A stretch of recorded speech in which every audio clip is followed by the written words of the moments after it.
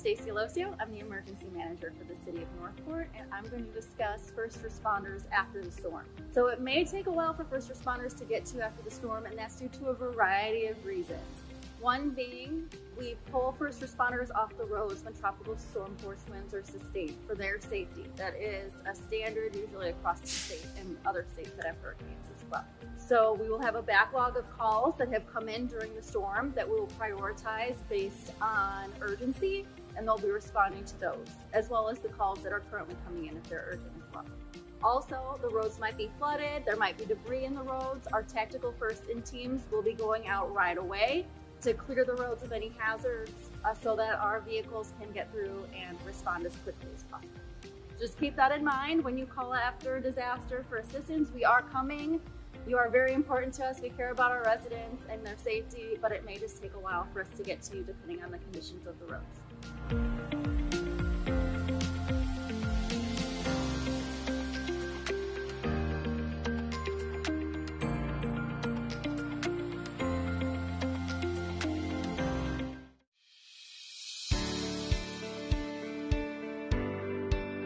Hello everyone, my name is Mario Venditti. I am the planner scheduler for the City of Northport Solid Waste. I got into this position, first I was a recycle driver for 5 years. Today's for the City Monday, of May Northport, 5th, and then Cinco I de Mayo, became the planner scheduler 2025. after It's 10 a.m. We're in the city chambers, and I call the City Commission workshop meeting to order. Commissioners present are Commissioner Duval, Commissioner Langdon, Mayor Stokes, Vice Mayor Emmerich, and Commissioner Petrov is absent. There is a quorum present for this meeting. Also present, City Manager Fletcher, Interim City Attorney Golan, City Clerk Faust, Sports Specialist Lane, Police Chief Garrison, and Fire Chief Titus. Let us see. Jason, would you do us the honor, buddy?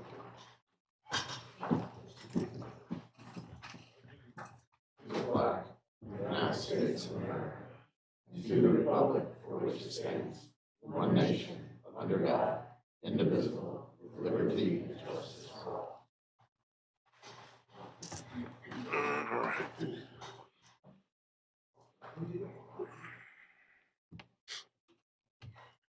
City Clerk, any public comments? I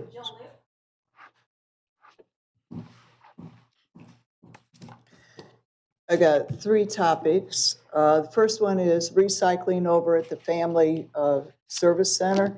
I've been hanging out there in the office of Meals on Wheels for several months, and there is no recycling within the building. I carry my own paper and recycling items out of the building to discard them properly.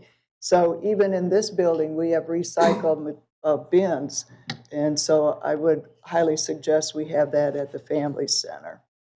Also, somewhere along the line has been changed. Us past or former commissioners were always invited to ribbon cuttings and groundbreakings. We put in years of work within projects, and then we are no longer invited to do the hoorah. I find that disappointing, and I would like to see that old system of doing things brought back. The last one is your meeting today talks on the linear parking. That has been a thorn in my side since 2017 when I got on board. It was supposed to be paid for through surtax, and I would still recommend it be paid with surtax. Not the businesses along those strips paying for it, not meters going up in a section where we're having people come in from the outside to do business with our city.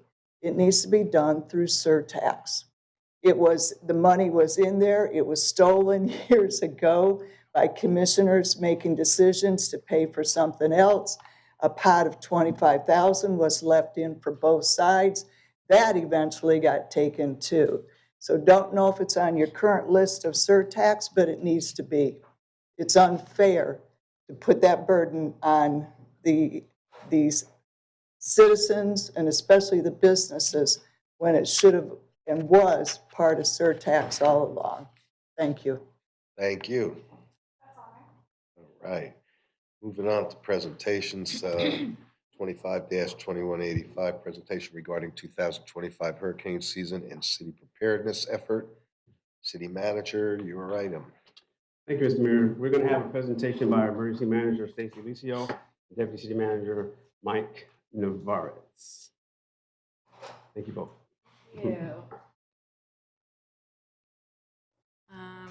Can we get the presentation up on it's on this computer? Yeah, there we go. I'm too tall. We're good. All right, I'm Stacy Lucio. I'm the emergency manager for the city of Northport. Morning, I'm Mike Navarez. I'm the Deputy Emergency Manager. Yes. So today we're going to talk about the 2024 hurricane season, some of the lessons learned there, some of the challenges that we faced that we are working to improve the city so that we can tackle those, continue to tackle those in the future. And then we'll also talk about what the 2025 hurricane outlook is going to look like and how we're preparing the city. So seems like it was just yesterday. It was hurricane season 2024, and now we're quickly heading into 2025 season. Last year, Sarasota County was impacted by 3 storms, Debbie, Helene, and Milton. They were 3 very different storms with very different impacts.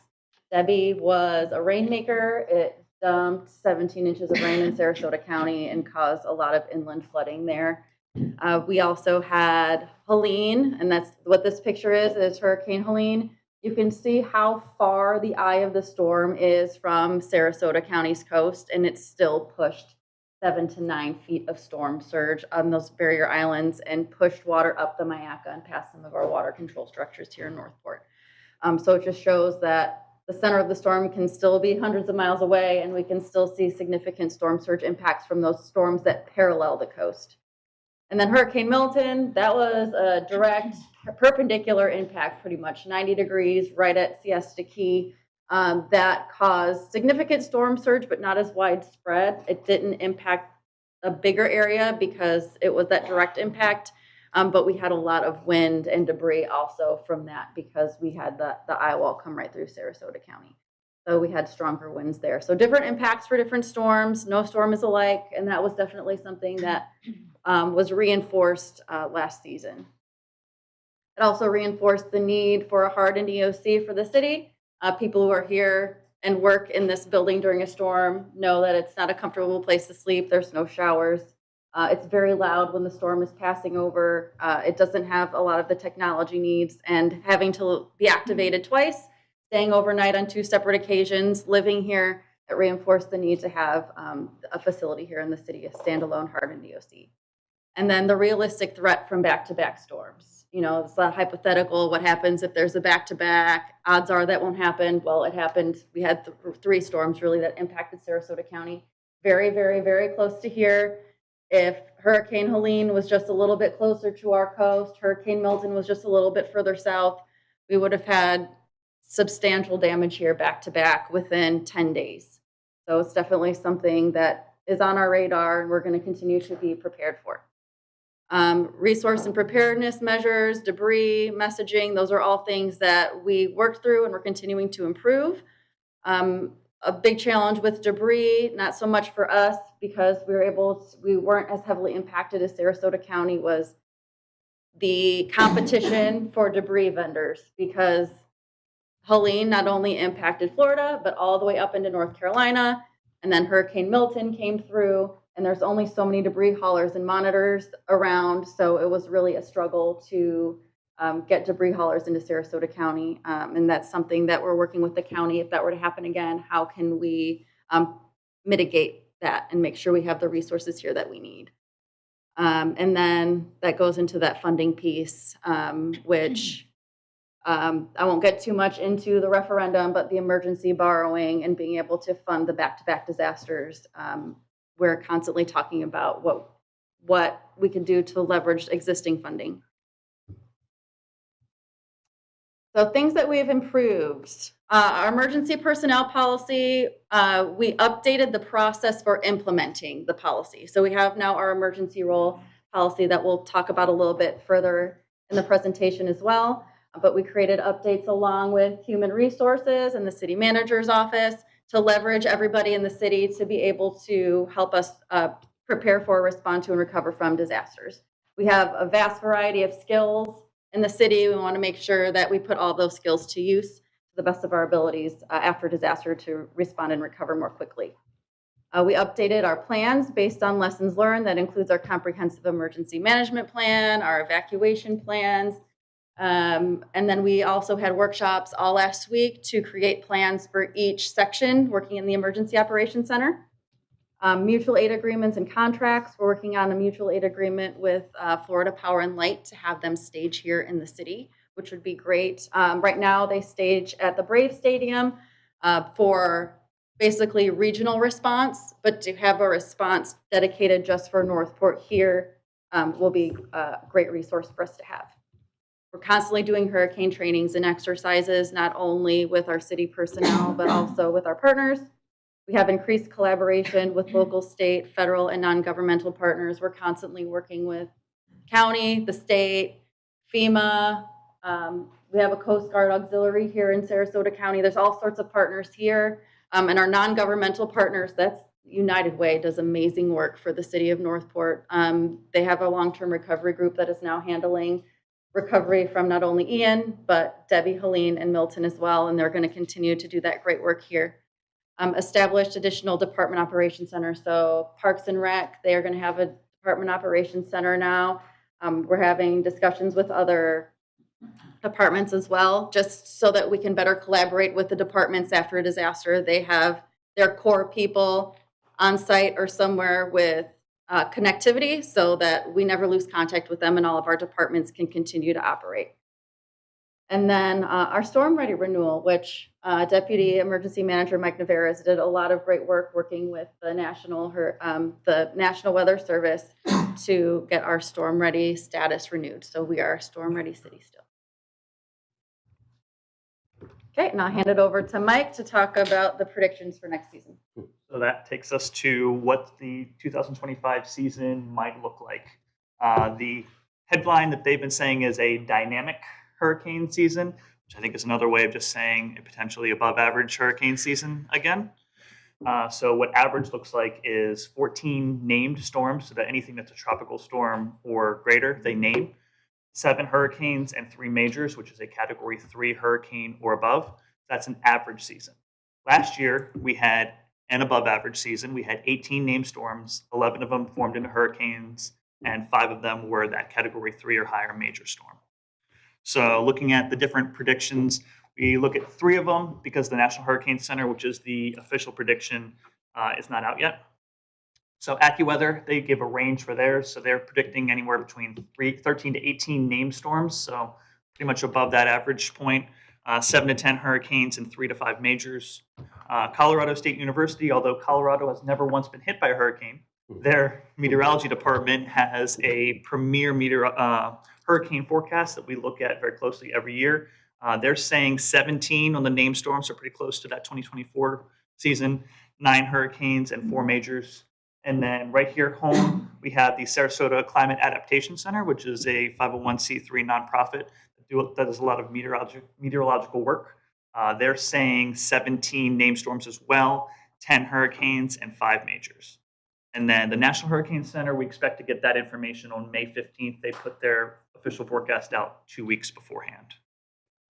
Which takes us to why? Why another potentially above average season? So very high level on the intense meteorological stuff. There's a couple different factors that all these different centers look at for their forecast. First one is how hot the water is. So they're still predicting above average surface temperatures, but the sea surface temperatures this year do not seem like they're going to be near as high as last year, which is a good sign for us in comparison to last year's season. But a lot of that can change just depending upon how much rain we get and how hot the summer is. So this is definitely our initial projection and could change. Then there's the neutral ENSO. That's the El Nino, La Nina. So we're going to be in a neutral. We're not going to be in either El Nino or La Nina this year or hurricane season. And basically El Nino makes it generally that the Atlantic hurricane season is less and La Nina makes it more, depending upon where the wind currents are and how much shear there is. So being in net neutral, being in between the two, it means that that's really not going to have too much of an effect. So it's going to be that's going to be more of the average side of it. Then there is the Bermuda High. So basically around Bermuda, there is this high pressure system that is always there, but it ebbs and flows about how high that is. And when it gets stronger, it basically pushes things away from it. So this year they're predicting a stronger Bermuda High, which means that those potential tropical waves and tropical storms, they're going to form lower down, which usually puts us a bit more of a path towards Florida. Then if it's weaker, that's where it curves off into the Atlantic a little bit more. Then there is, overall, they're predicting a lower level of wind shear. So wind shear is really what took down Milton. So wind shear is when you have those higher level winds that are stronger, it makes it harder for those hurricanes to form or stay formed. So if you have lower levels of wind shear, then that's a little bit more conducive to hurricanes forming. And then the last one is that Saharan dust. So as you get dust pulled off of the Saharan desert and goes into the air there, it makes it harder because hurricanes really need moisture to form. So as more dust is blown off of Africa, it really stifles the ability of those hurricanes to form. So they're predicting a little bit less Saharan dust this year than last year. And that's usually seen in the earlier part of hurricane season. Generally, the dust kind of ramps down by the time you get to September, which is another reason why like late August to early October is that peak hurricane time frame. Early October, yeah. All right, so like I stated earlier, we're continuing to prepare. We would be preparing whether the hurricane forecast was 0 storms, whether it said 20 storms. It only takes one to hit Northport for it to be a bad season for us, so we're always prepared and ready to go whenever we're needed. So we're continuing to implement lessons learned from Helene and Milton. We have a corrective action spreadsheet where we're making sure that all the lessons that we've learned are being implemented, and we've been keeping track of all of that, improving coordination among departments and external partners with our trainings and exercises and our regular communication. WebEOC, so that is a software that is not new to the state of Florida, but it's going to be new to Northport. The state of Florida has been using it for several years, and it's how they process all of our resource requests. So now we have our own WebEOC instance that will allow us to be on the same system as the county and the state. So when we request resources, it'll be a lot more streamlined. We'll be able to have more visibility of where our resources are after we order them. So that is a big step up for us, and we're very excited to have that rolling this hurricane season. Expanding the emergency roles for city employees.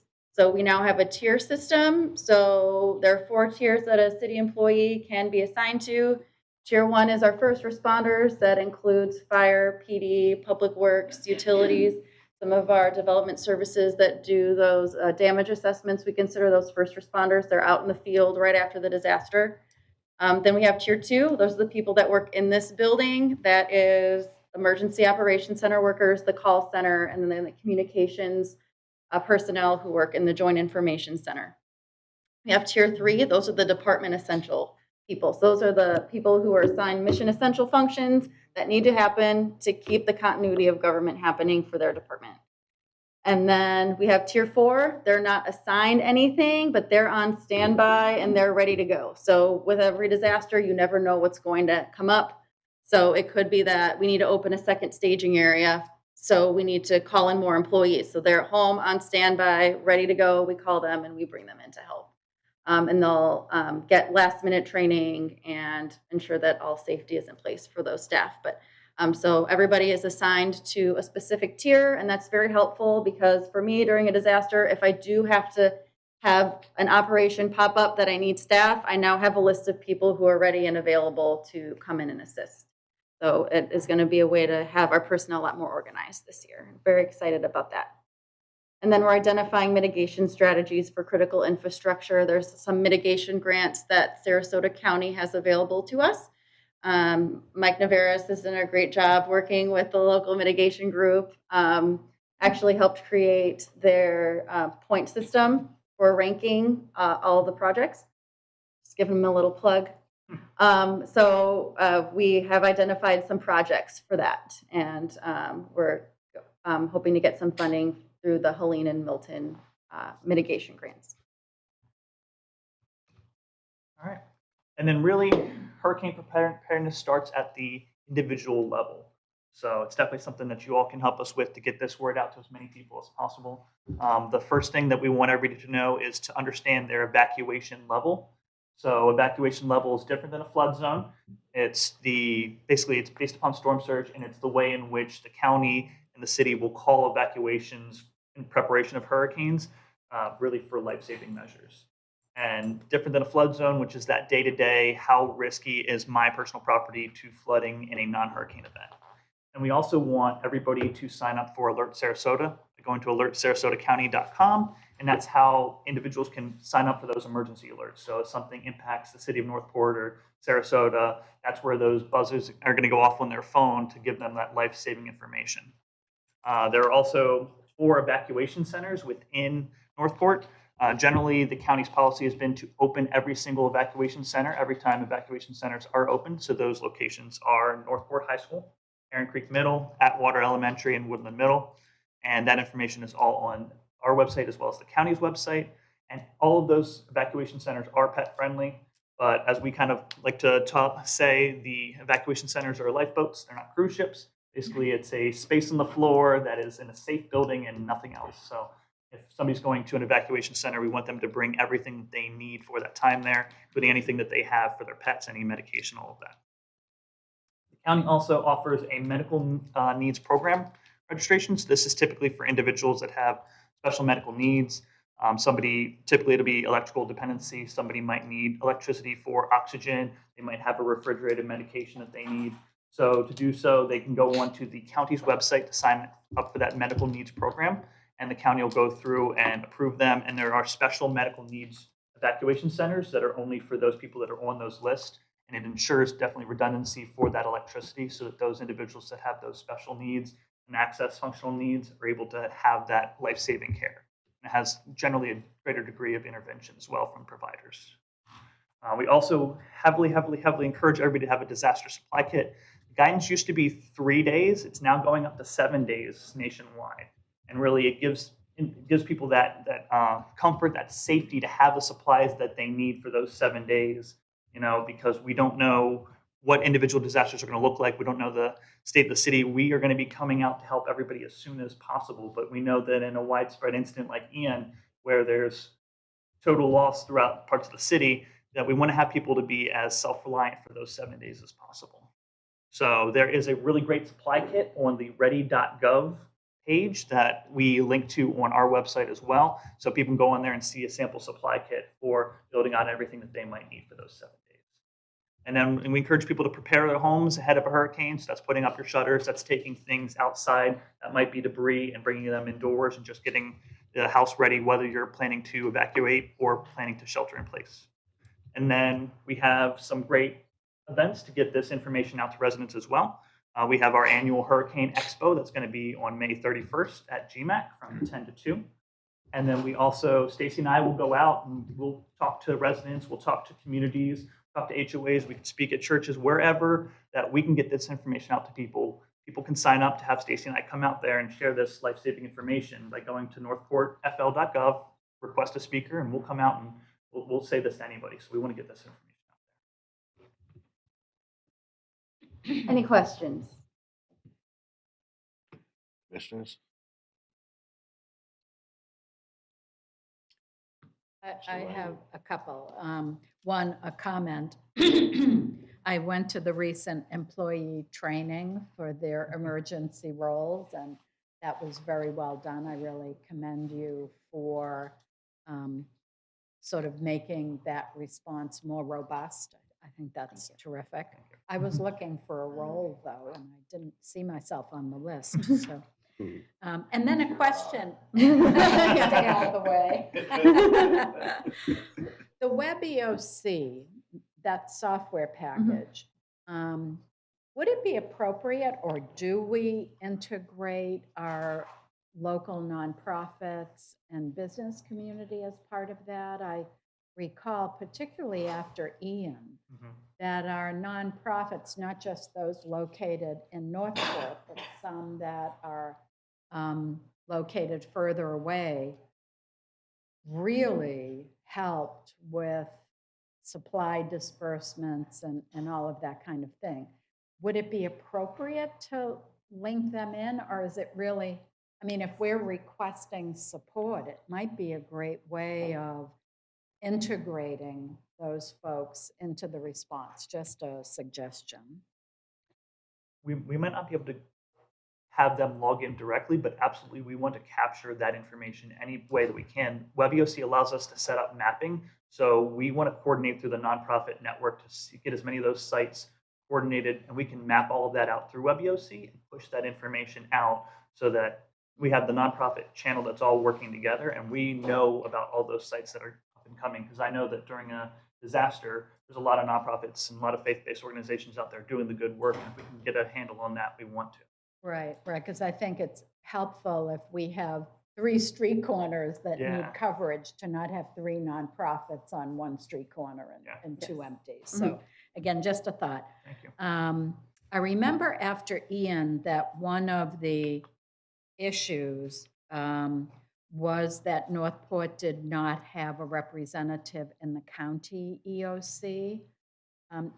Are we addressing that in our enhanced policy so that before the storm hits, we have representation there? ACM Belia does a fabulous job up there for us. We call her with a question and she goes right up to the table that representative is at and gets us everything we need. Yes, I Rock heard she star. was a rock star in Yes, that role. yes. So that's good. And then a question, do we do something similar with the Charlotte EOC? We do not. I mean, we don't send representation to Charlotte County, but Right. we work very closely with Charlotte County. Okay. Yes. Okay, thank you. That's all I have. Anybody else? Mr. Duval. Julie's air mattress for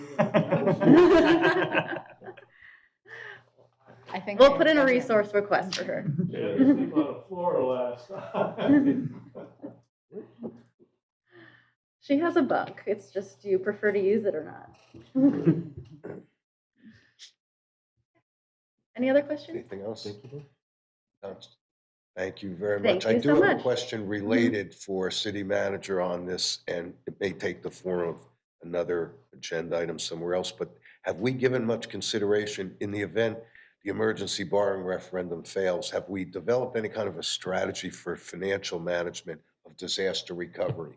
In other words, after Ian, we spent an enormous amount of money, perhaps more money than it would have been prudent to spend in the event that we got hit again with a reoccurring storm afterwards. So I wonder if it would be prudent of us to, perhaps not in today's meeting, but for another workshop item or a special agenda item somewhere to discuss our strategy financially, because I think commission, in the event we get hit with a storm, it's right away, we got to clear debris, we've got to do this, that, but maybe we should have a strategy on how much of our fund balances we're willing to commit to a storm.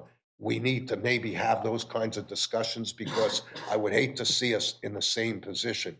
And I don't know how prudent it would be to expend the kind of resources we did after Ian, to do that again, in light of the fact that we could very easily get hit again, find ourselves in a horrible position. So we may want to prioritize the kind of relief, debris, critical infrastructure that inhibits people to get around. I mean, there's just a conversation to be had, and I didn't know if staff's done any of that, or because ultimately it's us to decide how much money gets spent on this kind of stuff. So, once a disaster hits, it's kind of a little late to be scrambling a strategy together. So Thank you, Mr. Mayor. So our strategy would be to use the reserves that we have in place in order to handle ourselves the same way that we did have with Ian. The only thing that would change is if we did have borrowing authority, that would make you want to go in a different way to keep that money in your hands. But until we get past the decision of whether we're going to have it or not, I don't know that we would want to.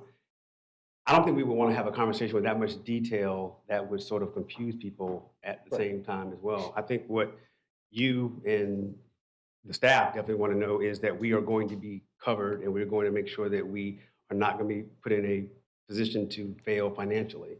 And that's what our finance team does, is they sort of lay out the plans of how we recover. But it's up to the board, but I don't see that being a public conversation. for that particular reason. Certainly premature at this time until the 13th comes and goes, but depending on how that goes, this may be an item to revisit at some point. But okay. Other than that, I don't have anything more. Appreciate the presentation. Thank Thank you. you. Any public comment on this item? Moving on to B 25-2204, presentation regarding inventory list of city-owned surplus property sites that are appropriate for use as affordable housing. City manager, your item. Thank you, Mr. Mayor. This conversation, we are going to discuss whether to move forward with placement of the list of identified surplus properties suitable for affordable housing on a regular commission agenda item if necessary. We know that affordable housing and the property we have is very limited, so we're going to get an overview here and get some direction from the board. Good morning, City Commission. My name is Thomas Fiorelli. I just recently, about 9 weeks ago, moved to the state of Florida from the state of Oregon, which is where I've spent the majority of my career. I will note that I actually grew up in Florida, so I went to high school here before the high school was built, and I'm now returning back home, so it's a wonderful opportunity to be here today. I have a couple of resources that I will be sharing on the screen this morning. One of them is a map that we have developed, which shows all of these properties within their specific zoning districts. And secondly, I'm going to take a moment to navigate over to our own zoning map within the city of Northport, so I can zoom into specific parcels for which you may have questions.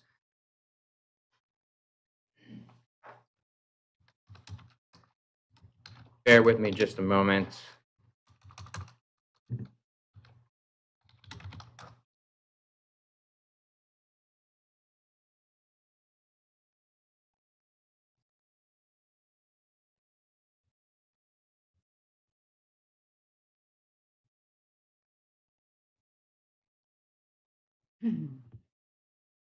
Excellent. And while this is loading, I will bring up the map that we've developed specific for this list.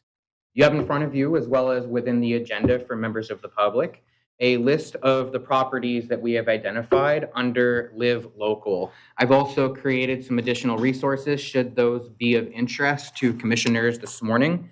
This includes just some of my notes covering the Florida statutes and the laws that this list was developed under, as well as an attachment of the list, should folks like to have this. We will be returning to you during a regular commission meeting in order to request that you approve a resolution under the state requirements for Live Local. So a brief overview, Florida Statute 1660451 requires municipalities within the state of Florida to prepare an inventory list of all real property within its jurisdiction that the municipality owns as fee simple every 3 years. Once the inventory list is adopted through resolution, it will be required to be publicly available for entities that would like to identify those properties and develop said affordable housing. This is in compliance with the Florida statute with a primary purpose for those city-owned real property parcels to be there for independent developers, as well as those nonprofit organizations such as Habitat for Humanity, for example. And once the inventory list is adopted through resolution, it's required by state statute to, again, be available on our website so that folks can download that and see if they'd like to identify any of those parcels for development. The parcel count, we have specifically 118 parcels on this list. And this process was initially begun some time ago, early in 2024. There was engagement with all of the departments within the city of Northport. So as you can see, there is a significantly longer list than the 118 that we've identified specifically for affordable housing. Our departments, including utilities, public works, and other entities, identified parcels that would not be appropriate for affordable housing for one of many different reasons that they provided back to us. We, our staff, prior to my arrival here, I've had about the last 8 weeks that I've been here to be engaged in this process. The staff had the opportunity to work with all of those departments and identify columns within that spreadsheet which said, is it appropriate for affordable housing? And that's where we have that yes or no column. And these, again, are properties that are viable building sites. And so you'll notice there are a number of these within some of our activity centers. As you all know, we cannot build single-family housing within those areas, but those would be appropriate for multifamily housing under the ULDC provisions that guide those specific jurisdiction areas.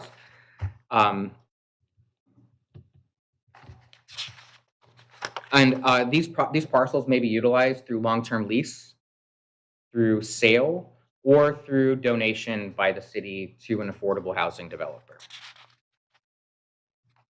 In the R1 zoning district, just to quantify this for you, there are 88 properties within the R1 district. So the vast majority of that 118 list of properties would largely be single-family residential homes, of which some of them, depending on the way that legislation moves forward, may be able to develop an accessory dwelling unit in the future, if and when that happens at the state level.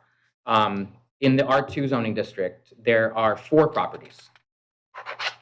In the R3 zoning district, there are 2 properties. And within Corridor, there are 3 properties. So again, those would likely be multifamily housing. In Corridor Transitional, slightly more. We have 17 properties within that specific district. Within Activity Center 3, which I alluded to a few moments ago, there is 1 property, just 1, that would be appropriate for affordable housing. In Activity Center 6, there would be 2 properties appropriate for affordable housing.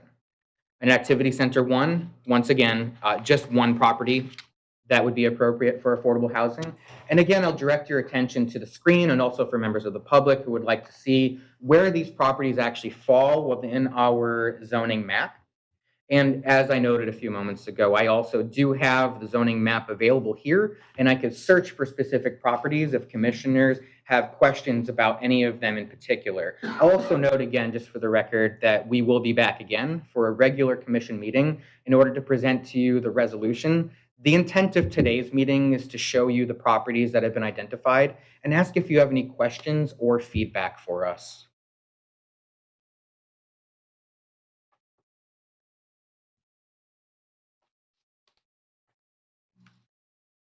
Commissioners.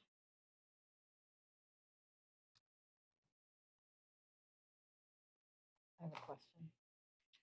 I'm reviewing the list, and I just have a few questions Yes, about ma'am. the list. So the first couple of pages are highlighted in yellow. That's correct. I might have missed, are these the ones that are most appropriate? That is correct. Okay.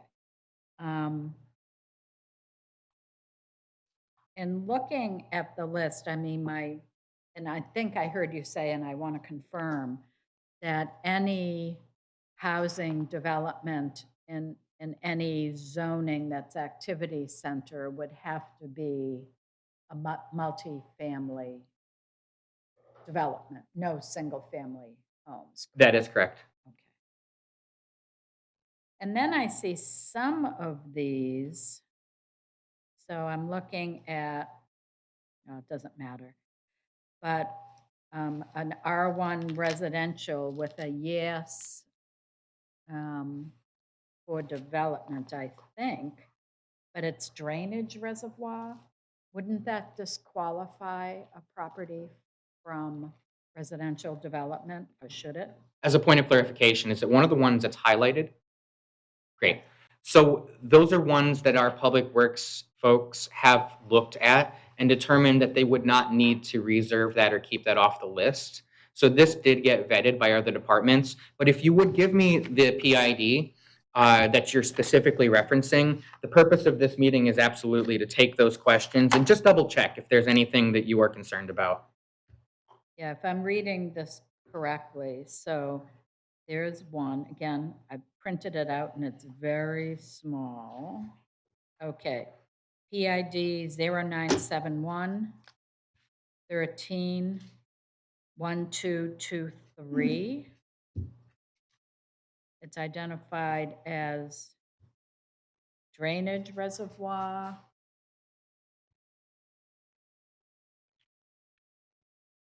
So would that be potentially identified for, oh, my goodness. I have friends. Yeah. Good morning. Good Good morning. morning. The list downloaded and provided incorporates the county's designated land use types. And the county has a tendency to identify those land use types not based on our zoning, but based on the ownership. And so if the Northport Road and Drainage District owns that property, they identify them as drainage reservoirs. Okay, so it might not be underwater property, it's just. Correct. So our Road and Drainage District did review this list, and they did reserve some parcels that they know are needed for future stormwater or Right. for expansion of existing stormwater areas. Okay, and I would also hope that any property in a corridor or any other zoning type that equals commercial would not be developed for housing. That would just be my preference. Let me put it out there. There seems to be plenty of other properties that we wouldn't have to target the 6 that through a lot of pain, sweat, and bleeding, we converted to commercial properties. Don't want to see residential. Does our live local law allow us?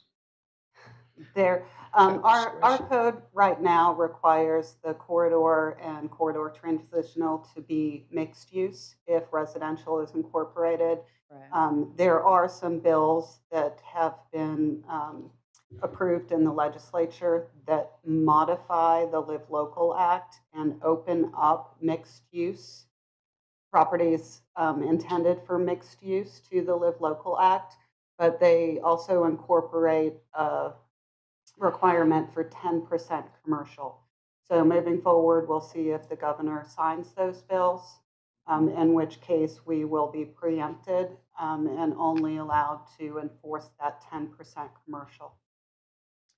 Wonderful. Lori, have they passed both the House and the Senate? I'm sorry. Yes. They have. I knew they were moving along. I just didn't know if they made it through both. So they're going to the governor's desk. Yes, Okay. sir. Thank you.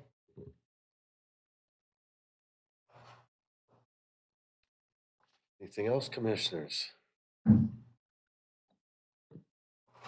Commissioner Duval. As I did a quick look at that map that you had up, I kind of looked at one area and I saw a little dot on here. Can you see where it says Largo Preserve? At the bottom middle of the screen? Yes, sir, There right we above the are. word Largo.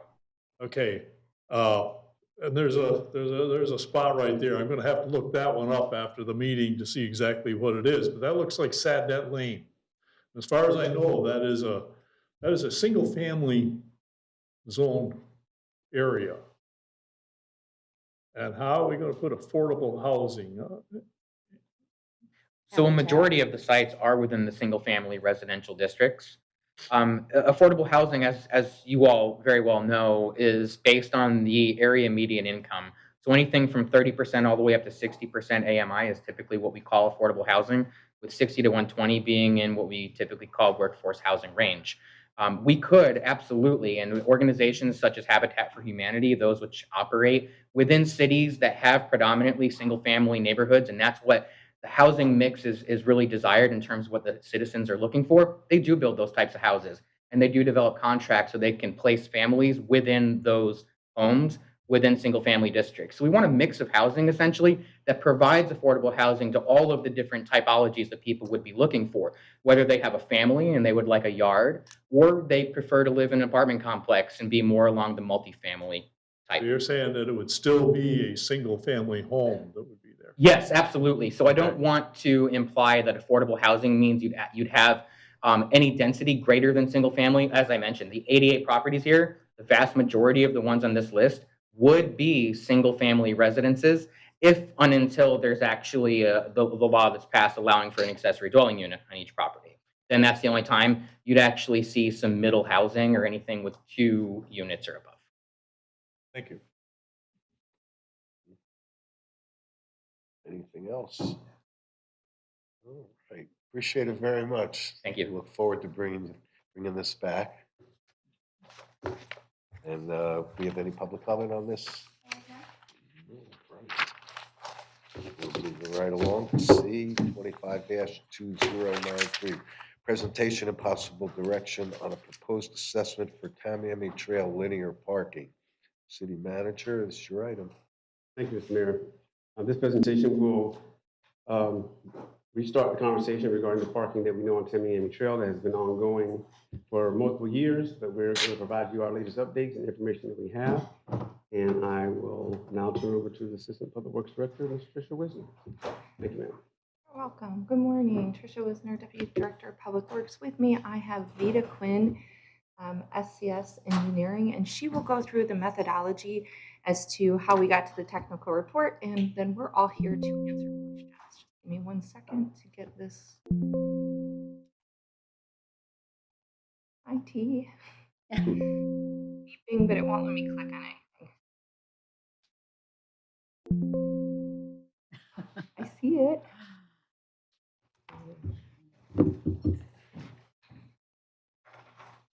Call in the help.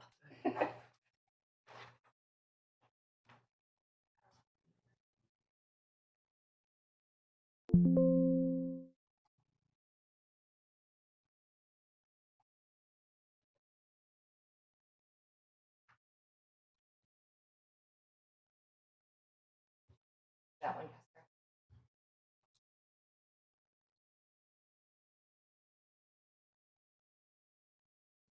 Still on the drive too, which is my USB.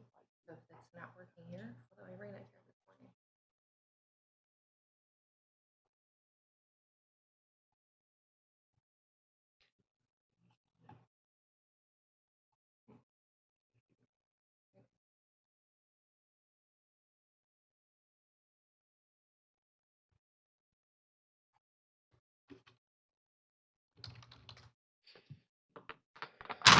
I always feel better when IT can come up and press one button to make it happen, so. That's pretty good. Want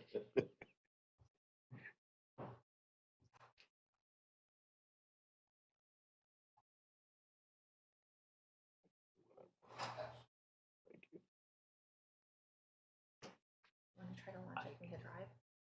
It's in the USB. Where's that?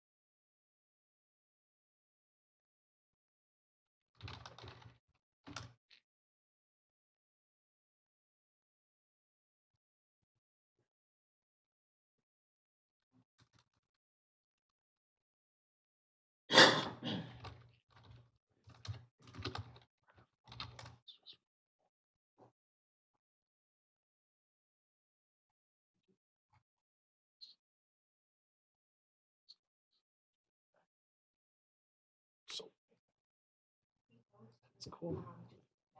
Good for you. Oh, you guys, you're amazing. Thank you.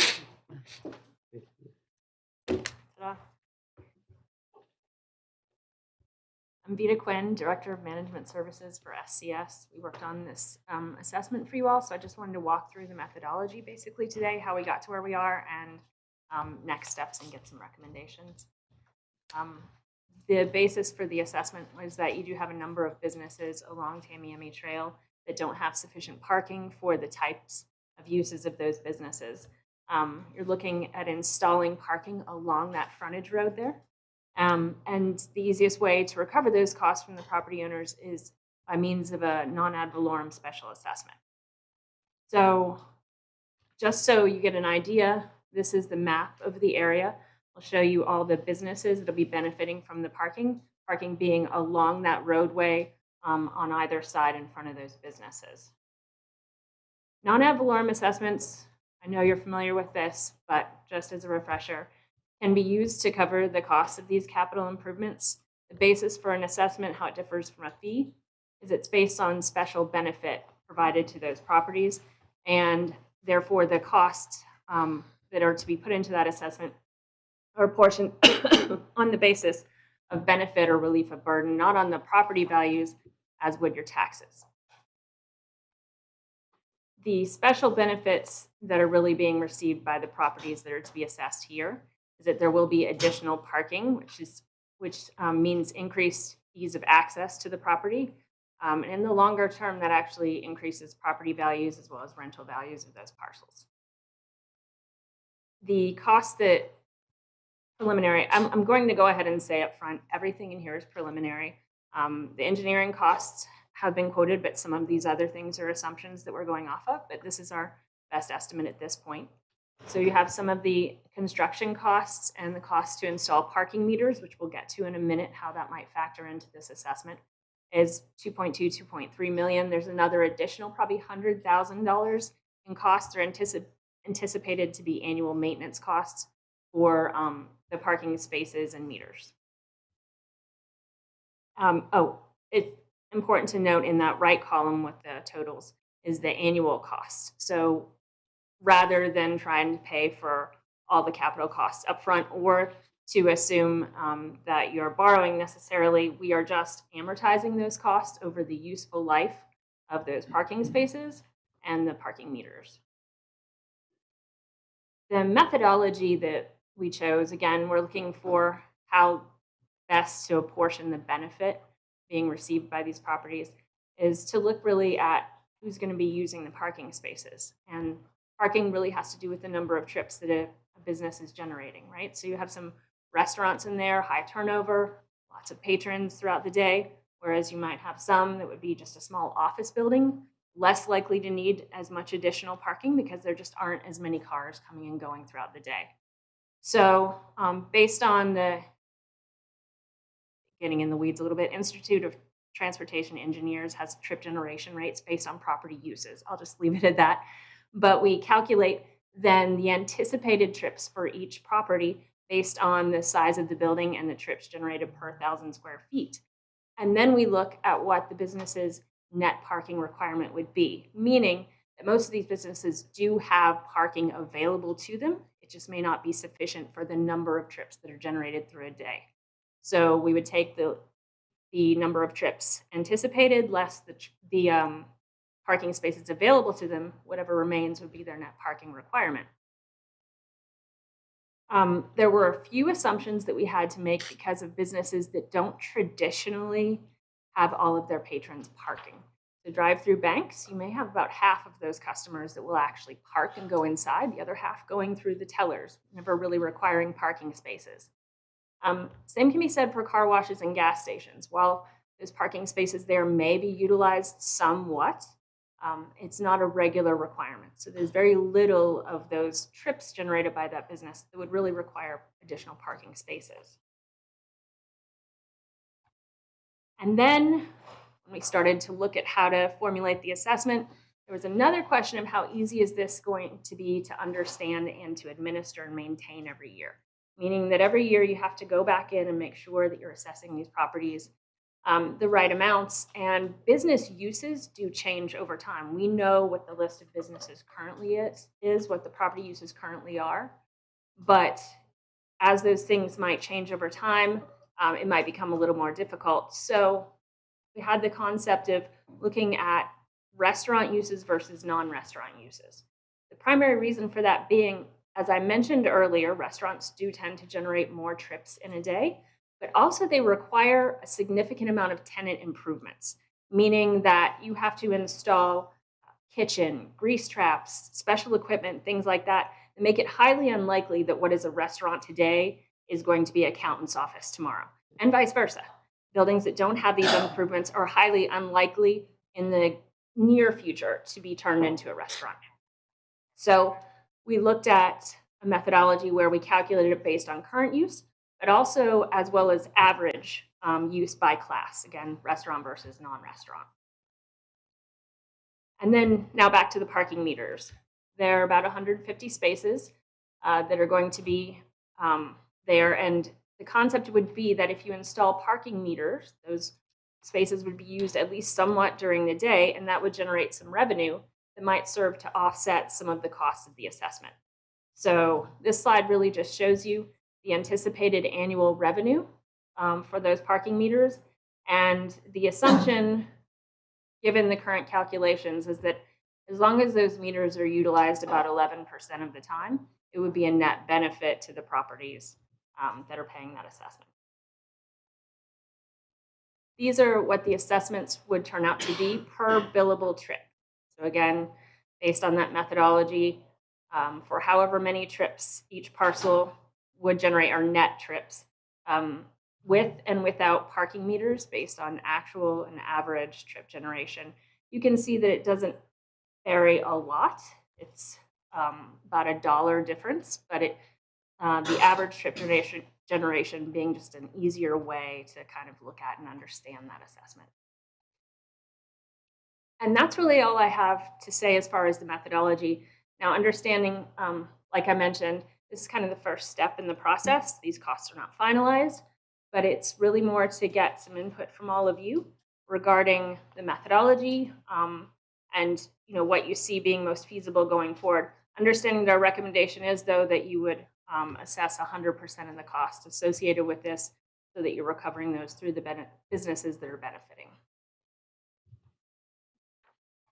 And I'll take any questions. Commissioners. Commissioner Duval. Oh, yes. Down near the corner of Biscayne, 41, across from the Northport Library, there are some parking spaces there. Who pays for those? I have heard there are parking spaces. I have people that will tell you that. Chuck Speak, Public Works Director. So there are some linear parking spaces that were installed in a project earlier that the city had done that were paid for through surtax. Kind of expanding a little bit, during our public comment, former commissioner, mentioned surtax money. Has this genuinely been totally decided in the past that we're not using surtax money for this project? We're definitely going to be assessing, or is this up to us to decide what we're going to do? So I can answer that. Been decided. Right. So this is bringing back. There was a request by commission to bring back funding options for this. Road and drainage funds, 107 funds aren't qualified for this. Transportation impact fees can't be used for this. Can or cannot? Cannot. It has to increase the capacity of our network, our roadway network. This does not do that, right? So these parking spaces benefit those businesses more than they do the city and every resident within the city, right? So that's what precludes that road and drainage district funds as well. And I'm assuming that's why they paid originally with surtax the last time. So it was funded somewhat through surtax. I know design was back in 16, I think this project started or switched over to 19. And then some funds were pulled back out of it. And that's when commission decided to prioritize other projects in front of this one. Now, as far as prioritization, I noticed when I was looking, and the lady just mentioned also, that we will be keeping track in the future of the uses of some of the properties. Like some of the properties are vacant right now, but maybe someone's going to build a store and put a business in there. And will they then be, will we look at things again and add them to the assessment? This would have to be updated regularly. Okay. This, just like our methodologies for any other assessment that we do. And then installing parking meters. As far as I know, we don't have any parking meters in the city of Northport. No, sir. If we do this for this, how do I put this? I guess, do those business owners have a complaint that, hey, wait a minute, our customers have to pay a fee? That can hurt our business a little bit. What about other customers at other parking areas around the city? Do we have an issue there of deciding where and when we'll put parking meters? Again, parking meters were one of the things brought up when we had this discussion. So we looked into that. Personally, parking meters are kind of a maintenance and enforcement challenge for a city. And to have just that few parking meters, we would have to hire someone to maintain those. PD would have to enforce. You have to weigh that versus what they would actually bring in. But it is an offsetting revenue for these parking spaces. Also, you can thank my wife for this. She said, like, oh, you're going to need to hire a meter maid? Likely. Likely? Yes. Okay, that's all I've got for questions. Vice Mayor. Yeah, since we're on the subject of the meter maid, on your one chart, that $78,000 under maintenance, would that be for the position of the meter maid? See, that's what I was struggling. And then on that same chart, it was $250 an hour to park there. Yes. Is that a national going rate at this point, or is that just a number you just came up with? That's what I pay a lot. Well, the reason I ask is, are they automotive, automatic to where you put it on a card and then you get charged for the time you're there, or you got to run out every hour and put $250 in? No, these are all assumptions, but our research was done based on those kiosks that you're used to seeing now, where you pay at the kiosk, not putting in quarters anymore. Right, for however many hours you choose at that time. Well, the reason I ask is Commissioner Duvall brought up a good point. When you're at, like, let's say a restaurant, and I'm going to use Anna Maria Oyster Bar as an example, you could have an hour wait outside trying to get in to have your dinner. Then you have your dinner. You could be in there for 2 to 3 hours, and now you just added $750 to the cost of their meal by having to park there. To where in other areas, you don't have that. Now, since I'm on Anna Maria Oyster Bar and the Moose specifically, that's where one of our hugest parking problems are, with damage to the swales and stuff in the rainy season. Would they both have the same need? Would they share the same type of cost towards that going in? Or would let's just say the Moose may have a little less impact than Anna Maria Oyster Bar does. How does that get divvied up there if everybody's fighting over those same parking spots? Sure. To get in. And I can let you answer that. It's square footage. Well, in terms of and trips using generated, those spaces, that's just going to be first come, first No, served. I understand that, but the assessment to the business. The assessment is the net assumed trips. So let's say Anna Maria generates 100 trips, but it has 50 parking spaces available to it. It's going to get billed for those assumed additional 50 trips. But let's say the Moose only generates 30 trips, and it has 20 spaces available to it. That would be 10. That would be left over, that would be assessed for. So it's based on the assumption of, we did some GIS and overhead analysis and looked at the parking spaces available to each business and just calculated the number of those additional spaces that they would really need to use. Okay, but we also have other businesses down that same roadway. When we're looking at this, are we just looking at small sections, or are we looking at doing that whole roadway, let's say between Northport Boulevard and I can't remember the name of that road, but where the hotel is? Are we gonna make that whole section parking? Rather than just the corner for the existing super need right now? So if you look at the overhead on your screens, all of the highlighted businesses would have parking in front of them. So it would run that stretch from Northport over to the motel, at the spot you're speaking of. Okay, but on those vacant parcels, would there be no parking there, or would that be included to go? As we're doing it, are we gonna do it all, or are we just gonna piecemeal it? Put parking here and then Parking. move down and put parking The here? parking will run the entire length. Okay. And then the vacant properties, they could possibly be assessed for the areas right in front of them, or no? Once a business came in. Yeah, vacant parcels are assumed to not generate any trips, so there wouldn't be an assessment based on there not being any benefit at the time. But once the parcel's developed, yes. Okay, and this is the last thing I got, Mayor. When we're talking about surtax or meters or anything like that, and like Commissioner Duval brought up, we don't have meters anywhere else. We don't have the maintenance for meters. We're not gonna create another position to watch these meters. Surtax seems to be the viable answer to get this done, and I'll tell you why.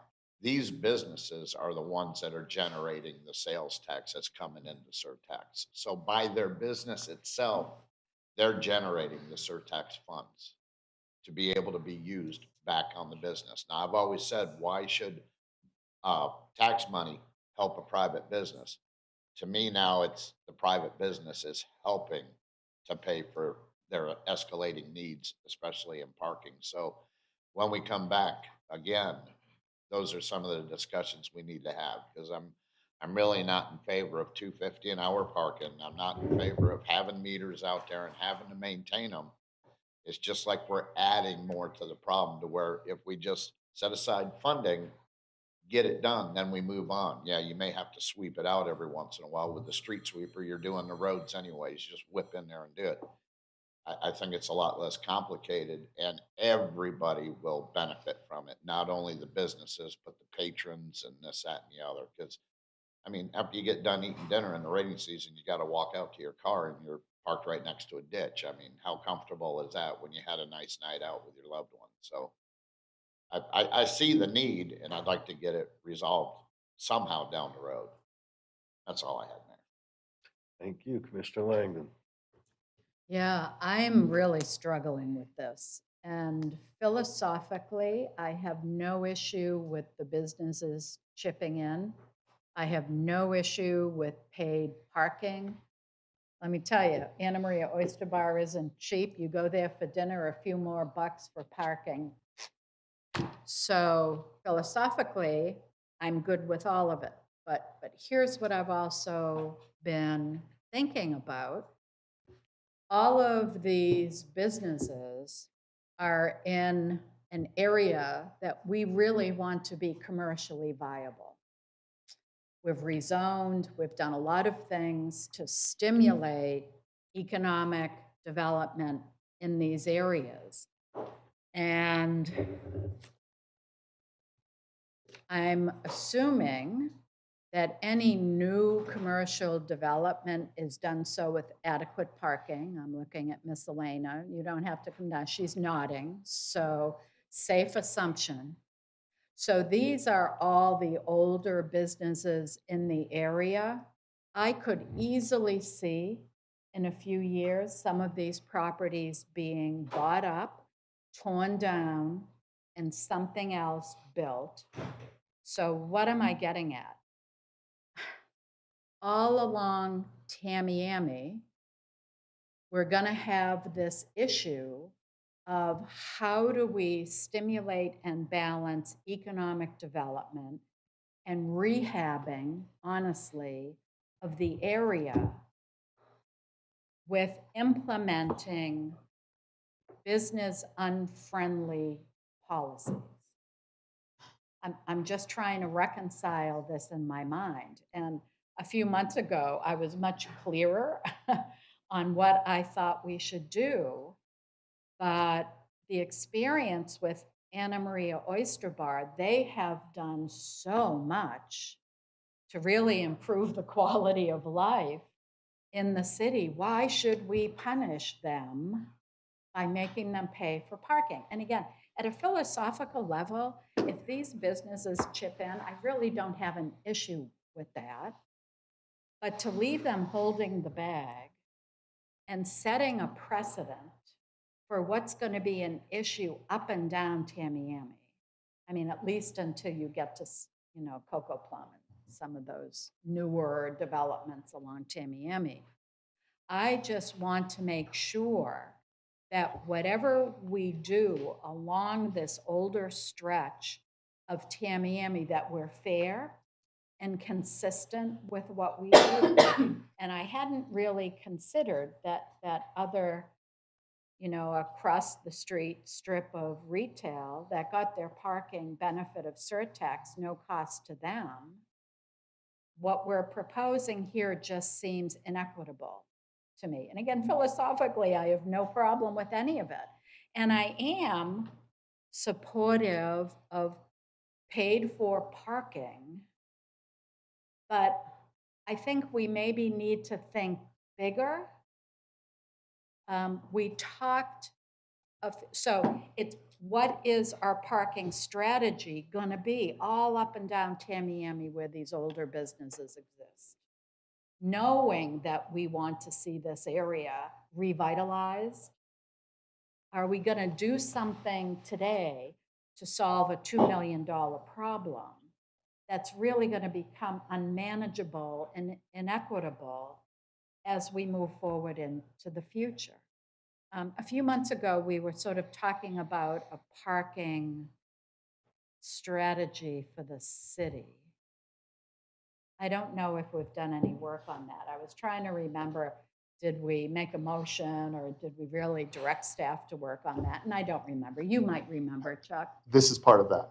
This is right. part So of this it. was our first. This is our first parking project that we have that's been on the books that has not been funded or was funded and reprioritized. So, Right. as part of that, this is the beginning of that holistic parking. That look at it.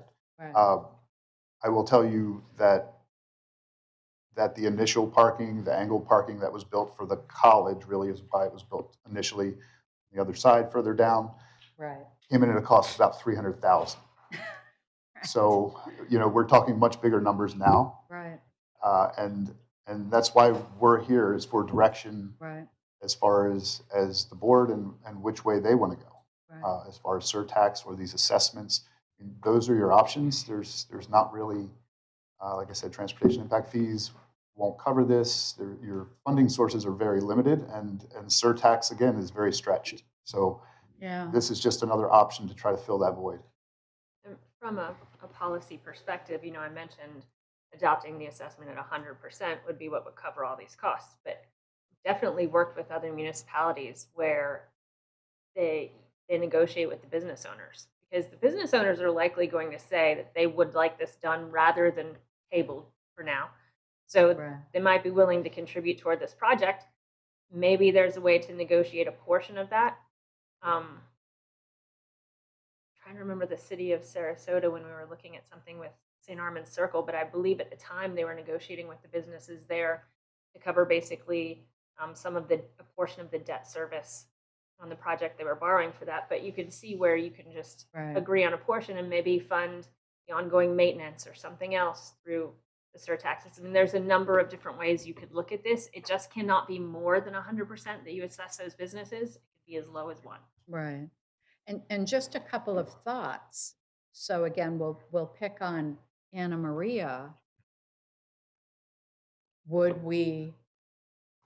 So if Anna Maria kicks in, however we figure that out, will there be a sign saying this parking is for Anna Maria customers? The entire parking will be first come, first serve.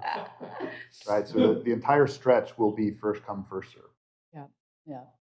And again, you have some businesses to the south that generate very little parking. You have some vacant lots to the south, so it's going to open a good portion of spots through there. And I have to wonder, again, I'm looking at the map and I'm seeing some undeveloped lots, just a few parcels down from Anna Maria and the Chamber and the Moose Lodge, would it be more cost effective to buy those and make it parking?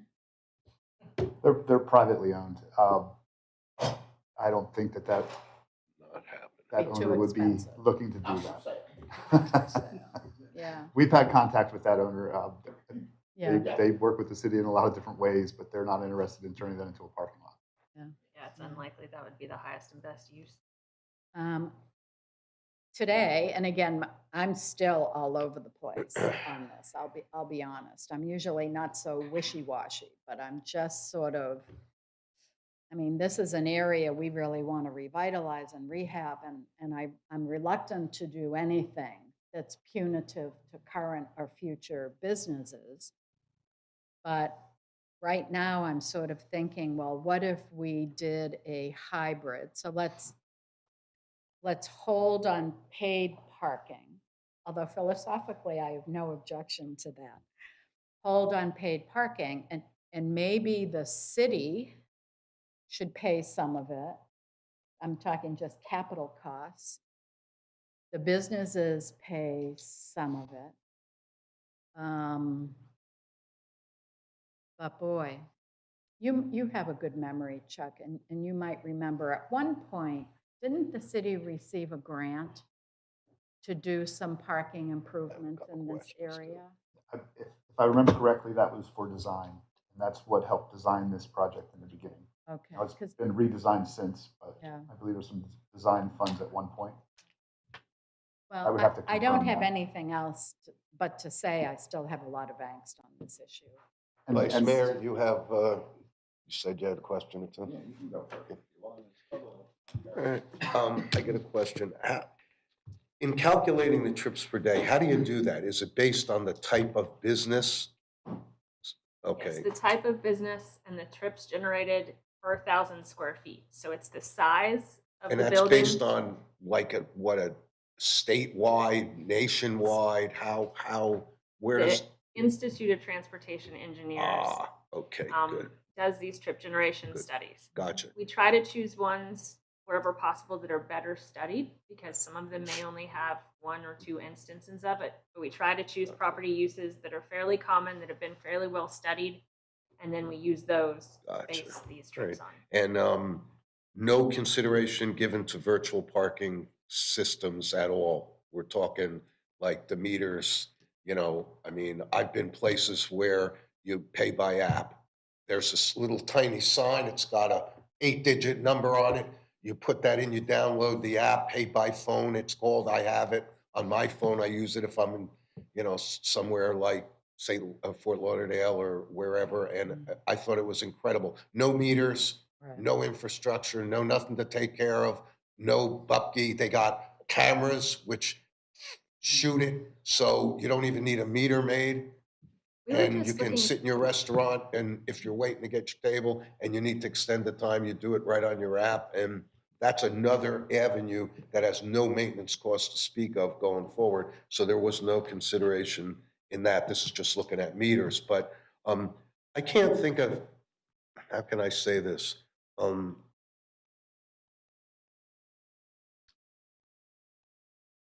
Government does a great, no, I don't want to say it that way either.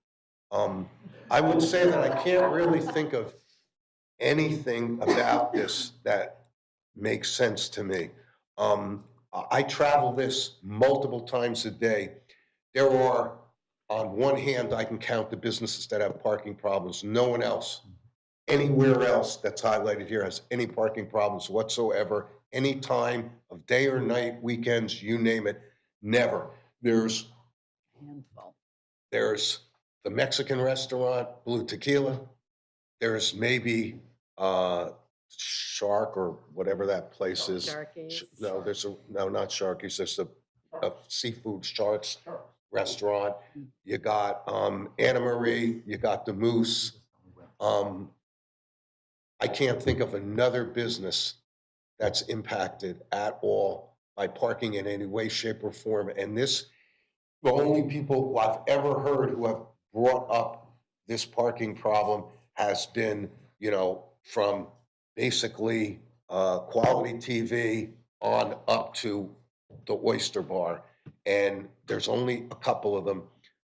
To impose an assessment on these people, on their customers or their businesses, is, as Commissioner Langdon said, thank you very much for doing great and contributing to our city.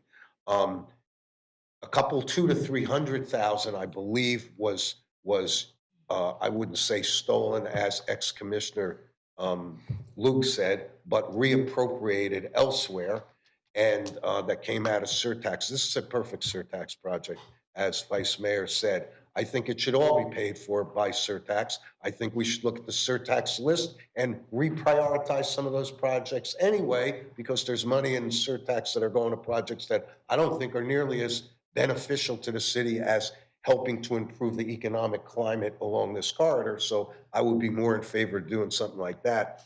I think there's a whole host of businesses here that would not benefit one iota from parking spots. And if you tried to assess them, well, as many people as we already have who think that there is no brains within City Hall, this would just contribute to that narrative all the more.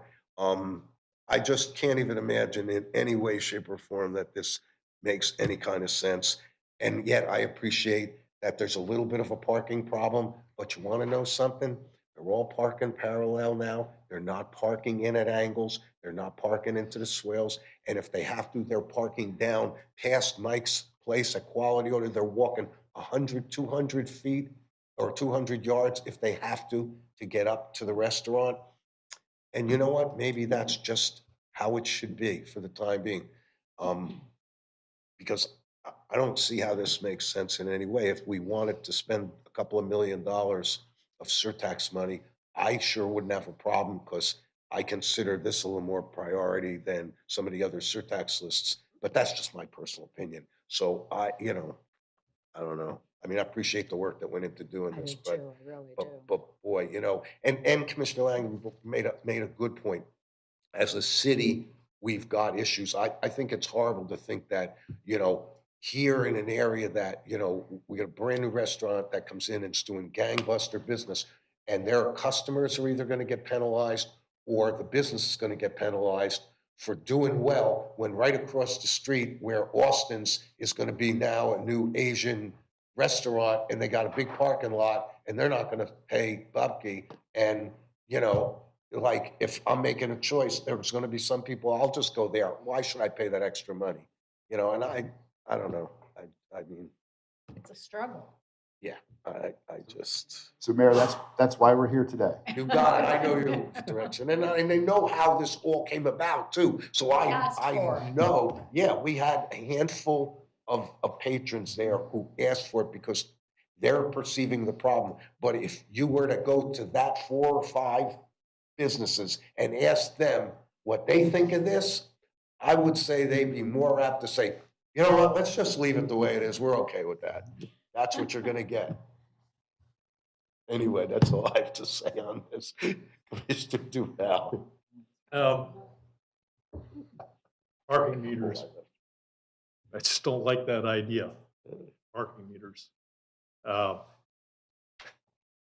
Unfortunately, I look at this area and I'm one of those people that, Oyster Bar,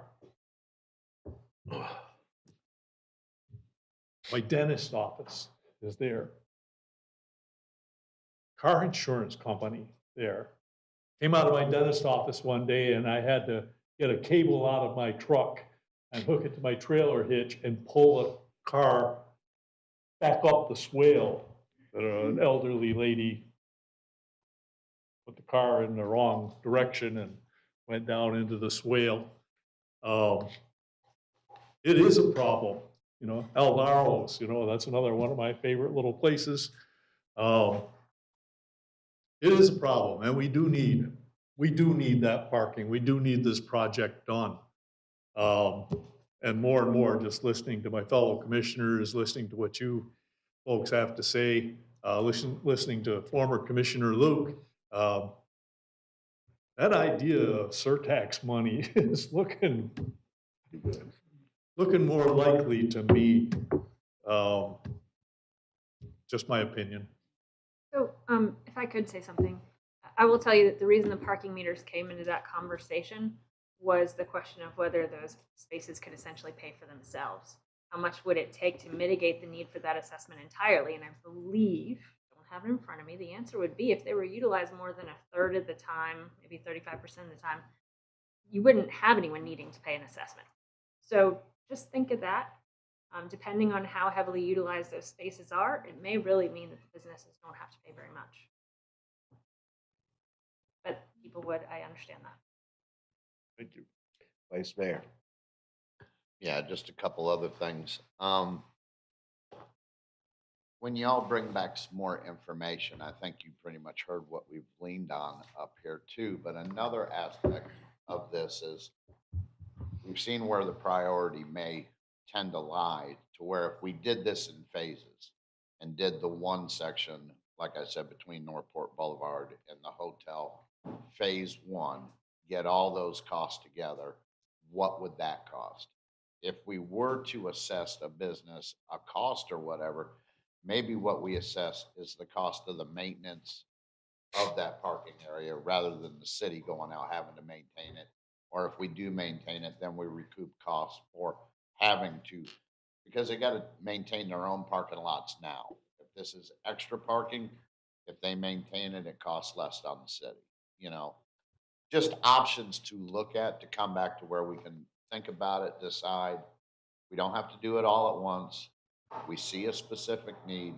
How are we going to fix it? And then maybe after phase one, we can jump right into phase two or wait a couple years because they still don't have an issue in phase two at that point. So it's hard to predict the future, but you know, if it's half the price, now we're only looking at a little over $1 million to do one of these areas. You know, it chops it down a little bit and it still gets the work done. That's all I'm thinking of for our next conversation. Sure. So if I can get some clear direction for our next conversation on what you would like to see us bring back, and phasing the project, that's fairly easy. We can break that up into the 3 different phases. It would help us dial it in a little better for our next meeting.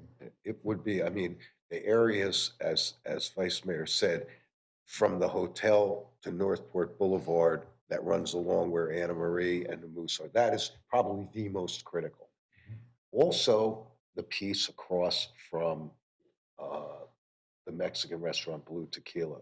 I mean, it's not bad, but in high season, they're parked on that access road, and it really isn't bad. I mean, they park parallel on the access road, and I don't know that it's causing anybody any problem there, but there's no real parking spots. You know, cars still traverse it, and they're just parking parallel. And then Alvero's, which I forgot about, that's the other piece.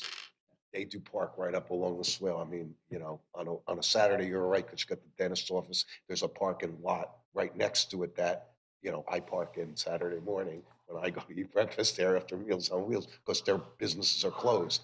But during the week, I'll see people along. So there's those 3 sections. If we just look at where the restaurants are, that's where the problem is. The other businesses don't have a problem, not that I'm aware of. So are we leaning towards surtax funding? I mean, that's kind of what yes, I've heard there. I mean, I truly believe that's the right bucket to go looking for money for. I would say at least for the capital costs, Yeah. sort of the Yeah, and the initial. maintenance piece, you know, Vice Mayor had a good idea maybe on maintenance. Yes, going along with that, I say, you know, surtax start with, and then that maintenance, you know, maybe a hybrid in the maintenance where, you know, the businesses can kick in, you know, for the maintenance cost. So you have kind of like a hybrid. If I can just add to the maintenance cost. So if the city takes the capital side of that project, right, construction, we've already worked through design. We take the capital side of that project and we do not put in parking meters, right? Maintenance is going to be at such a minimum that the time and energy spent on putting together the agreements or the methodology likely wouldn't be worth it. There's like nothing to it. So I would personally, because we would have to put that together, Michael would have to go through it. I think, I just don't think that would be a good investment of our time. I think we said sweeping was $575 a month, so pretty minimal. Probably a year. Yeah, I had to probably guess, a year. for sweeping those little spots. But it would be very, very minimal. And you would spend more on staff time putting those agreements together and having them executed. City manager, I saw your hand start to go up. Yeah, thank you, Mr. Mayor. I would say that as we come to you with your budget information in the upcoming weeks, we'll make sure that we have the surtax on there, the list, as you said, you want to review to see if you want to rearrange the priorities on that list as it currently stands. Yep, perfect. And from what I understand, we're going to bring back then some phasing options for construction, which may break that number down. If you decide to go surtax, it may be a lesser number for some of the areas that you would like to see done first. Yeah, like Vice Mayor said, if we knew by section, because that'll cut that number down fairly significantly. Yeah, because if you look at it, you got 3 different possibilities here, 3 different areas. So Correct. a cost per area would be, this way we can look at it. You never know, we might be able to knock out 2, but I'm hoping to knock out 1. That's the starting plan. Do you, I mean, I don't know how appropriate Mr. speaks, but as you look at the city at large, do you see other areas, especially probably along the Toledo Blade area, where this could eventually become an issue? Because Commissioner Langdon made a good point. As development takes place, we've sort of done a better job, with the issue of parking, and as new businesses come on board in undeveloped areas or even redeveloped areas, the proper, adequate parking is provided for it. So it doesn't seem like it's as big a problem as it is in some of these older commercial sections. Right. You're just going to run into this problem in the older sections. The Development Services has a real good plan for parking now and requirements for new businesses coming in to accommodate the needs of their customers. It's just in these older sections that have been repurposed over the years and now are a little crowded. We want to do everything we can to make it attractive for the redevelopment of those areas. Yes, ma'am. Need anything else from us? No, sir. Good conversation. And thank you very much for the efforts on this. I appreciate, this is one of those that's just been kicking around for a long time and we need to get it addressed. City Clerk, public comment. There you go. There he is. Just squeaked in under the wire there.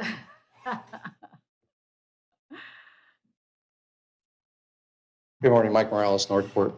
So, previous commission, I know obviously you may or may not know, so I just wanted to bring your attention to that. Obviously, I was involved with Bloat, which was the business owners of Tamiami Trail, right? And we ended up getting for a grant from the state, which the city did get, I believe it was $250,000 to take care of this parking that was needed for when General Development donated it for that purpose. And obviously it started at the library and on the other side of Pan American, but then just stopped. So I've heard some question about, making the businesses pay for this, but we got $250,000 from the businesses that we worked to do that, to get that to the city so you guys could take it to the next step. And no one knows, I still have not yet found where that money went. I'm sure it went for something that was more important or a need at the time or whatever, but I'd like to see if we can get those funds in place of putting that burden on the businesses to take care of this parking need that's in great demand, as you know. Thank you. Thank you, sir. Anything else? Let's move on to our final item. D 25-2124, presentation and possible direction on the facility condition assessment. City manager, it's yours. Thank you, Mr. Mayor. I will turn it back over to our Public Works Leadership Team. Deputy Director, Mr. Wisdom.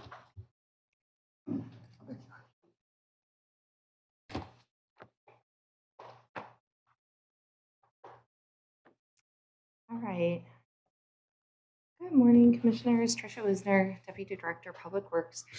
This is definitely one of those not new conversations. We've been talking about this for a while. We're aware that there's deferred maintenance issues within the facilities. And we had been given direction to start with a facility condition assessment. We were ready to kick off that assessment, actually had a meeting in late September, and then Hurricane Ian made landfall. With the damage that Hurricane Ian did to the buildings, it just did not make sense to try to run parallel facility condition assessment. We kept the Hurricane Ian claims and damages separate, worked through those, and then relaunched this project in August of 2024. So this project started with a couple weeks of on-site work. We had staff from Alpha come out. They evaluated each facility with our facility maintenance team walking with them. Not only did they look at the physical, the visuals, but they looked at the records of maintenance. They talked about the wear and tear of the different buildings and how the systems are used to kind of get a comprehensive view of what kind of condition everything was in and how we're using them. They categorized all of our items. These are pretty standard categorizations from high, medium, and low. So we have the high priority things, roofing, electrical, HVAC. The medium priority things are doors, windows, sprinklers, and the low priorities are the finishes and the aesthetics of the building. So they took all that information back and started to work on a report for us. Now the goal of the report is multi-layered. One, we need to know where we are so that we can develop a clean budget going forward. We also need to evaluate what the priorities are and what our process is going to be to avoid growing deferred maintenance to this level again. So looking at it both from how to address what's currently going on to a better view for the future. The first thing that the Alpha team did was develop a facility condition index. They did it both by for each individual building that they looked at. And again, they looked at just about 50 buildings throughout the city. And it compares the total cost of what they saw we need to address to what it would cost to just rebuild the building. That's just to give you a percentage as to what condition that building is in. So if we had a building that was worth $10 million and it had $2 million worth of deferred maintenance that needed to be addressed, that gives it a 20% facility condition index, FCI. They take that and then they apply it to pretty industry standard ratings. So this isn't something that they develop for us. This is pretty common across how you evaluate buildings. So good is 0 to 5%, fair is 5 to 10%, poor is 10 to 30%, and greater than 30%, you're in a critical situation where you need to be evaluating that building to see if the building is worth putting money into or what your next steps are for that building. Right now, the city is in the poor, just starting to be in the poor range for overall with our facilities. Now, some of our facilities are better than others, but if you just average us out, we're at 11%. That is based on current needs for 2025. If we go to 2030 and we don't address those needs, we'll obviously have more things that will, be coming at the end of their life cycle or will need to be addressed. And the Alpha then combines those together for 2030, we get to the 17% range for the city overall. They broke out those needs by those priority levels that we had talked about earlier. So roofs and those things are the high priority, fire sprinklers are medium, and finishes like walls and floors are the lower priority. You can see that in 2025, we have about just under 10 million in high priority items that need to be addressed. That number increases to over 13 million in 2030. This gives us a good idea of how it continues to grow year over year if we're not adequately addressing those needs. So why are we having this conversation? Because it's budget season, and we're going to be coming to you with budget requests. Right now, our budget is going over to the city manager's office, and it currently has about $2 million in operating that is being added to the facilities maintenance division budget to address really some of those high needs. Now, we saw in the previous slide that number is like 9-10 million. So why aren't we budgeting that? Well, one, our budget would not be able to handle that kind of a skew. Also, we are trying to make sure that we align the budget request with the resources we have, either for our staff to handle it internally or for our staff to manage contractors. We wouldn't be in a position right now to handle $10 million worth of extra work next year. Does it need to get addressed? It does. So in the upcoming years following that, we'll continue to incrementally add more money to this fund to be prepared to handle some of these projects and to make sure that we're bringing our facilities up to an agreed upon level.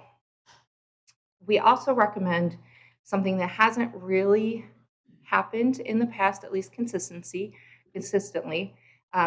making sure that we have a repair and replacement fund for these facilities.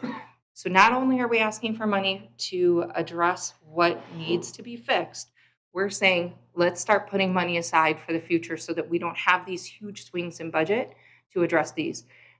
So the report that's attached itemizes or indicates that industry standard is 2 to 4% of the value of your building. So you take the cumulative value of all city buildings, add it together, and 2 to 4% is what you should be squirreling away every year so that you can address these things and they don't cause huge swings in your budget. So that would be about 2.2 million to 4.5 million. Again, that's just the R&R fund. So we're here today to give you a heads up that this is something that we're asking the city manager's office to include in the budget that goes forward to the city commission. And it is something that is out there that we're going to need to address in the near future. And we're here for any questions. Mr. Langdon. Thank you, Mayor. This is something I'm really a stickler on. And if we don't put aside, so new construction, if we don't put aside money to maintain something new, then we shouldn't build it. That's how I feel. And whether it's a police headquarters or a new utility building or a new park, if we're not putting money aside to maintain that asset, don't build it. So we need to do it. There's no question in my mind, except we do have a small R&R budget line item, don't we? I know a few years ago we had this conversation during the budget cycle and we didn't have an R&R line. We put $97,000 in there one year. Right. So it definitely doesn't meet the 2 to 4%, and that those funds I think were utilized elsewhere. Yes, We might be able to paint. Might be able to paint. Okay, that's it. I mean, that's how I feel about it. There's just not a question in my mind. And yeah. Where would, how would you propose funding these reserves? Where would they come from? The majority of this is general fund. The vast majority of this, the fire rescue district, for some of their items, we have a 50-50 split. But for maintenance, typically that is general funded. General fund stuff, huh? Gotcha. I'll tell you, this budget cycle, any new construction, I'm going to be all over it.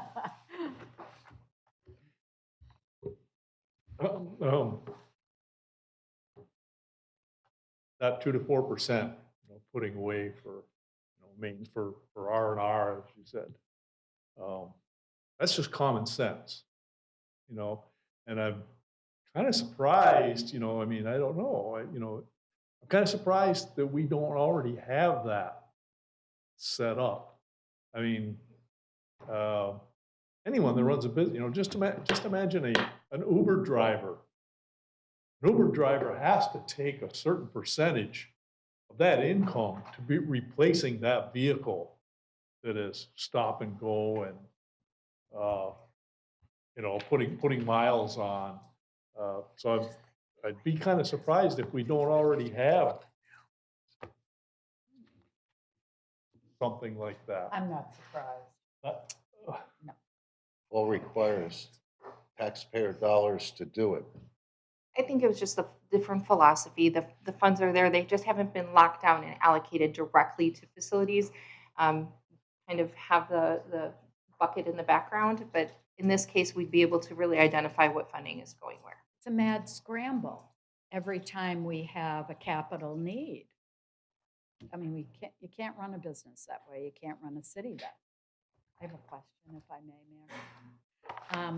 So I haven't gotten through this report, but I am going to read the whole thing. And I do have one question. So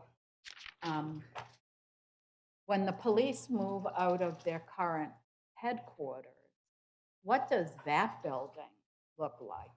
Because I certainly have been going to the community and saying, oh, wonderful news. We don't have to build a new building for the City Hall Annex. We could refurbish that building.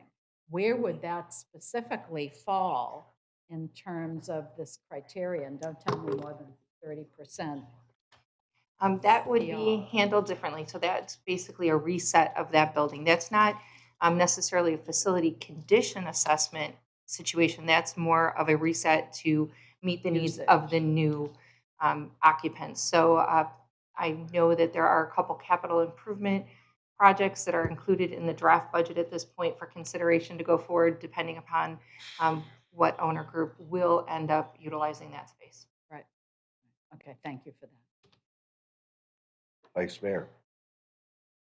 Yeah, since we're going into the budget process of this, between 2% and 4%, I fully understand we need to have a piggy bank in there to be able to cover these costs, but we also need to take into consideration on construction costs in the future, how they fluctuate up and down. So if we just went with the bare minimum, is that good enough? If we went halfway, is that good enough? Or do we need to go to that 4% to have all of our bases covered? And since it's coming from the general fund, this has to be like a unified sacrifice between all the departments involved to where we got to come up with this number. So what are we giving up to get this number? And let me start with your first comment. We're working with the consultant, and as part of this, they have a software that doesn't stay static. So it will continue to upgrade those numbers, not just the numbers for the value of our buildings, but also the costs associated with replacing things. It's a dynamic system that when we replace something, it will acknowledge that and recalculate the numbers. So we're working on that second phase coming up. But that will help us keep those numbers fresh, and it won't be a, 10 years from now, we're using the value of our buildings that I'm saying today to determine that 2 to 4%. Right, no, and I understand that, but what I'm saying is when we're doing that math, something's got to give to get, let's say, $2 million. So where are we robbing from Peter to pay Paul for something that we need? Everybody needs to be on board saying, hey, I may not need X this year, so let's get that money over there. And that's totally up to the city manager and bringing the budget forward. And if the numbers all come out and they're good, I'm fine with that. We do need to have a savings account for this. And I just want to make sure it's proper and we're not underslighting ourselves as well, too. So you guys do great bringing all this information back. And I hate to have you bring information and we sort of change it on you, but it is a plus to where we can talk about this a little bit more. So I appreciate all your time and effort. That's all I had, Mayor. Yeah.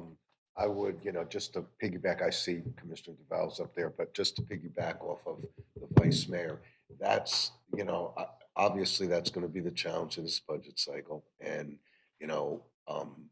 I'm all in on this. I mean, this is the right way to do this. We need to have the reserves to do this. We cannot kick the can down the road. We'll reach a point where these buildings will be beyond the ability to fix and maintain and have to be replaced. And we all know what nightmare that becomes. So I'm good with that. But at the same time, as the Vice Mayor says, the budget is so big. You got a big balloon, as our county administrator likes to say. You got so much air in that balloon. Squeeze one side, the other side opens, and vice versa. So you all have to decide what's getting cut to pay for this, because that's what's going to happen. Because there's only a finite amount of dollars that are available from the taxpayers.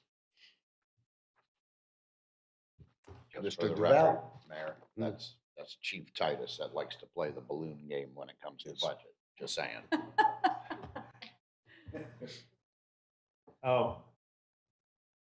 I did, just this morning I was looking at, the extended, I think there's 123 sheets or 128. You can borrow my printed.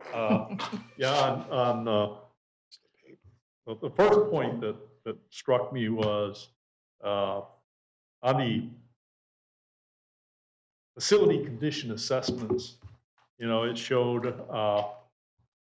fire sprinklers is a medium and HVAC is a high. I would think just for safety that the fire should have been in the high category, but I'm sure you've looked at that. On page 14 of that, it talked about the roofs that were beyond their recommended life, and City Hall was one of those. And my question is, well, you could have a roof that's beyond its recommended lifespan, but if you did an inspection, you might find out that, hey, for various reasons, maybe it isn't ready to be replaced. So I'm just asking if, are we inspecting things like that? Like I know we did have a leak in the, City Hall roof, and I don't know, if the plan is to replace the whole roof or, if we've just done the repairs. That's one observation I made. On page 15, it talked about desired levels and renovation or repair level. And it said that the desired level is less than 20, and the renovation or replace level is greater than 50. It just made me think, well, what happens between 20 and 50? It's desired, or maybe it's not desired, but it's not at the repair or replace level yet. And then I looked at, I just saw some numbers, on page 31, it talked about City Hall needing greater than $7 million in 2025. But the replacement value being 22.7 million. Can we really build another City Hall for 22.7 million? If so, let's do it. I'm just questioning some of the numbers there. Realistically, 22.7 million to replace City Hall today, I just can't see that as being accurate. And we have asked them to go back through some of these numbers, and they have adjusted those. The 26 million is probably closer to accurate, but it's still a lower number. That does not include any of the finishings or furnishings or any of that stuff. That's just the building. And you mentioned City Hall roof, we are working on a grant for replacement of the roof. But before we do any work, and we've been meeting with the departments as well. In addition to this report, there's individual reports per building. It's just a really, huge document that we have. And they're looking to ground truth some of those things too. If it just doesn't meet lifespan or it looks like it's aged, but they know they don't use it that much, we're working to reprioritize those things to make sure that the money and the effort that is being spent are on the highest priority items. I would, again, this conversation, and it'll be part of our budget conversation, it's going to come down to, it's hopefully this year that this commission finally addresses the mechanisms necessary to help finance our capital needs going forward. Going out to referendum and asking with your hand out for the money to do what has to be done to run a city this size is just not viable. And we need to have in place the mechanisms to do what has to be done in order to keep pace with the needs, the capital needs this city has. And one way or the other, we're going to have to bite this bullet and deal with it. And we'll know better after the 13th. But make no mistake, it's going on an agenda. If I have to ask for it myself, this is going to be the beginning of a long conversation about how we deal with our capital needs, because every single department in this city is getting strangled by it. And we have no real solutions to it because we don't have the money for it. And unless we start using some of the more creative methodologies out there to do it, okay, we're going to be in trouble. And the costs just keep going up and up and up. So with that, I don't know if anybody's got anything else. Any public comment on this item? Happy to hear that. There's nothing more. Thank you very much. Thanks. And with that, unless anybody else has anything, it's 11:53 and I adjourn this workshop.